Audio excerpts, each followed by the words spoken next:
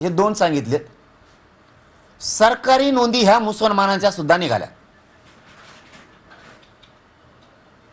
जर त्यांच्या मुसलमानाच्या कुणबी म्हणून नोंदी निघाल्यात, लिंगायत समाजाच्या निघाल्यात, मारवाडी समाजाच्या निघाल्यात, ब्राह्मण समाजाच्या निघाल्यात, आणखीन लोहार समाजाच्या निघाल्यात, जर यांच्या नोंदी सरकारी निघाल्यात, हे शेतकरी आहेत, कुणबी आहेत म्हणून,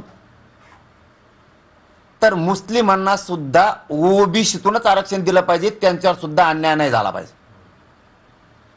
जे कायद्याने बोलायचं तुम्हाला आता, तर आता कायद्याने बोला। त्याच्यात पाशा पटेलांचं नाव सांगतो, त्यांची कुणबी मधून नोंद निघाली, एकच नाव सांगतो।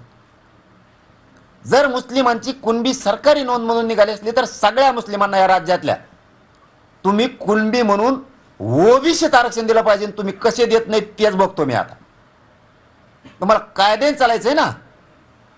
जर बाकीच्यांच्या नोंदी निघायला लागल्यात आणि यांना दिलं ना 67च्या नंतर, यांची एकाची नोंद नाही उकडच, तुम्ही यांना कशाच्या आधारावर 16% आरक्षण दिलं? आमच्या पाठीत खंजीर खुपसून आमचं वाटोळं करून तुम्ही दिलं कसं? परत हेच म्हणतात आमच्या आरक्षणाला धक्का लावता।